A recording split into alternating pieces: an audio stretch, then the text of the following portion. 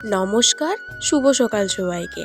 আমরা জানি মকর সংক্রান্তি মানেই পিঠে, তো আমিও আজকে একটা ছোট্ট পিঠের রেসিপি নিয়ে চলে এসেছি। খুবই সহজে বানিয়ে নিতে পারবে। তো আজকের পিঠের রেসিপি হচ্ছে আজকে পিঠে। আজকে পিঠে বানানোর জন্য কি কি উপকরণ লাগছে চলো তোমাদের দেখিয়ে দিই। প্রথমে এখানে আমি চালটাকে গুঁড়িয়ে নেব মিক্সিতে। এবার একটা পাত্রে সেই চাল গুঁড়িগুলিকে নিয়ে সামান্য কুসুম গরম জল করে আমি নুন দিয়ে চাল গুঁড়িটা ফাটিয়ে নেব।